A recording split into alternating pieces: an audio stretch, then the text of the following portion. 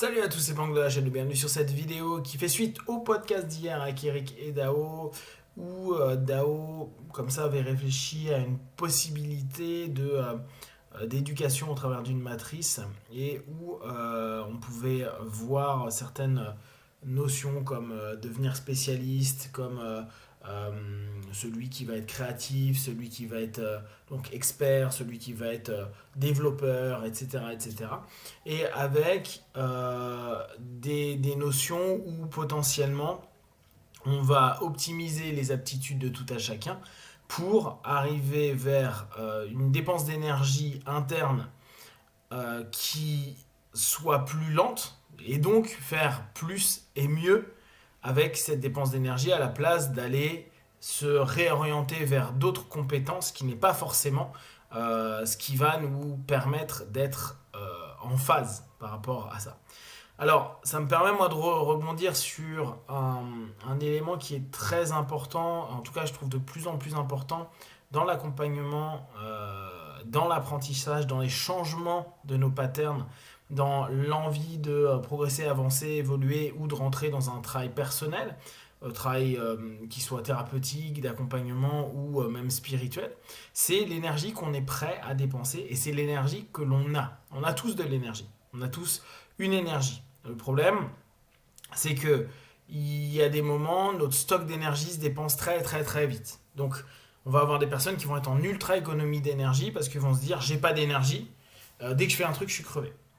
D'ailleurs, on pourrait même à certains moments se poser la question si la procrastination n'est simplement pas une notion où l'utilisation de l'énergie, c'est-à-dire la capitalisation de l'énergie qu'on a pour la réorienter dans un axe défini, n'est pas potentiellement trop fatigant et faire des petites choses qui n'ont rien à voir permet simplement de garder cette énergie à la place d'aller dans la démarche qui va être concentration et diffusion. D'ailleurs, si on y pense, la plupart du temps, on va avoir cette notion où l'énergie est diffusée dans tous les sens, alors que dans un premier temps, quand on a envie de sortir de ça, on doit se concentrer et on s'aperçoit que beaucoup de personnes qui ont des problèmes de concentration, qui ont des problèmes d'attention, qui ont des problèmes de procrastination, on va retomber sur cette notion-là, c'est-à-dire la galère qu'il va y avoir à un moment donné à focaliser, concentrer et après diriger, réorienter et injecter.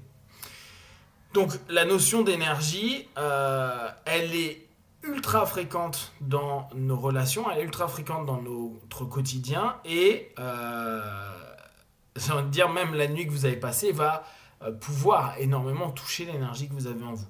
L'énergie, elle peut être physique, psychique, émotionnelle. Le problème, c'est que le tout se lie et qu'il y a des moments, si par exemple physiquement je suis assez bien, mais que moralement je ne le suis pas, ça peut me faire une bouffe, ça me bouffe l'énergie complètement d'un point de vue compensatoire avec par exemple l'émotionnel à ce moment-là.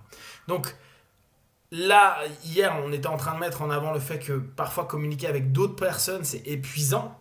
Ça nous demande énormément d'énergie parce que, par exemple, nous, on va avoir le niveau d'un polytechnicien et la personne avec qui on parle, il a un niveau de collège. Et le fait de devoir modifier sa sémantique, prendre attention à ce qu'on va partager, peut pour certaines personnes être épuisant. C'est pour ça que tout le monde n'est pas pédagogue, c'est pour ça que tout le monde n'est pas bon synthétiseur, c'est pour ça que tout le monde n'est pas bon facilitateur, etc., etc. Donc, dans cette notion d'énergie, il faut bien prendre en compte que c'est quelque chose qui est naturel chez nous de le garder. On garde de l'énergie au cas où.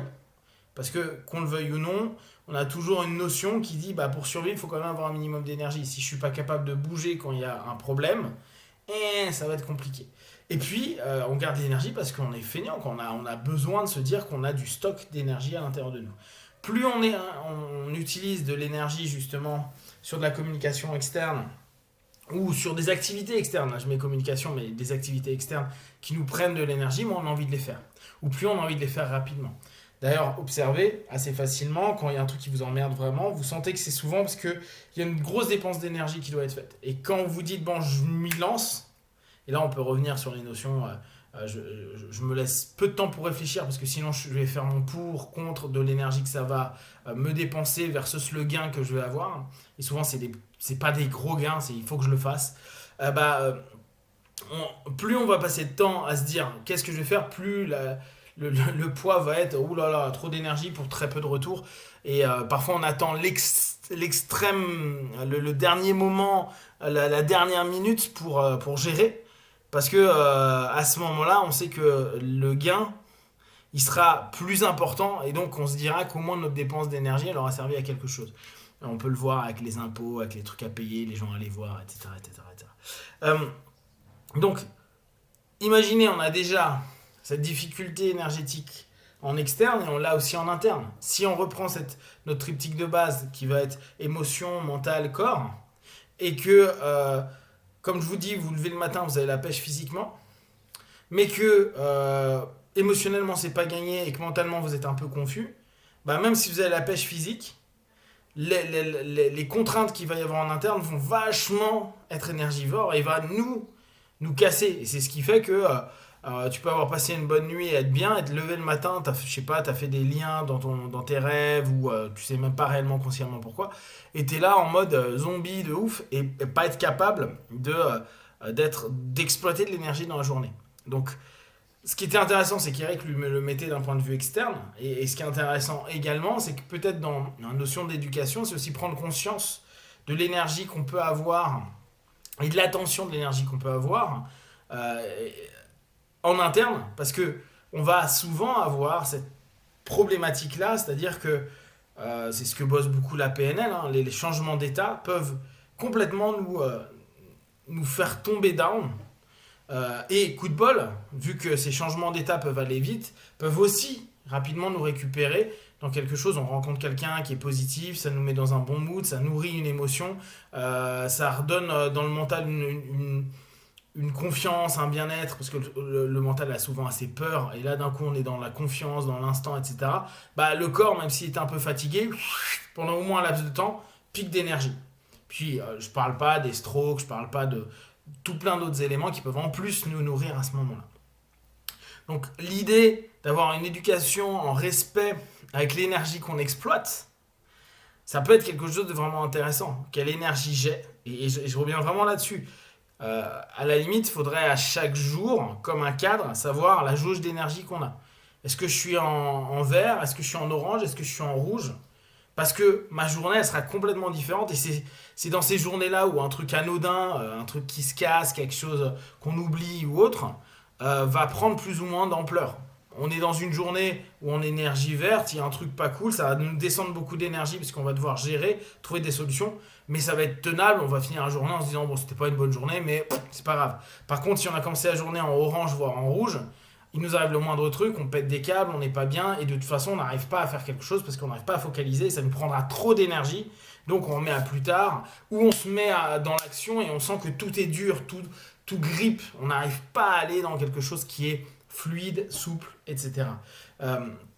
C'est là où c'est bien d'aller faire la chose, mais en même temps, à quel prix?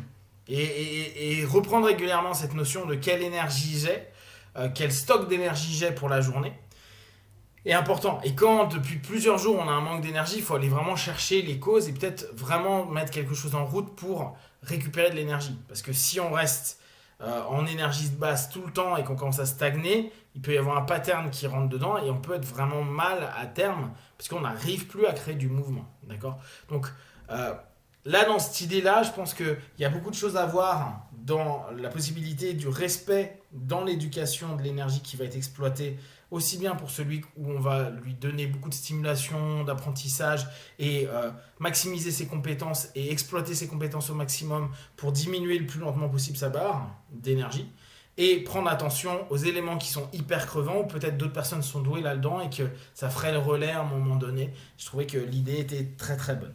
Si vous avez des questions, des remarques, partagez sur Facebook, YouTube, j'y répondrai le plus rapidement possible comme d'habitude. De tout ce que je propose, ne prenez que ce qui est bon juste pour vous tester, observer, analyser et conclure. Big one, ciao.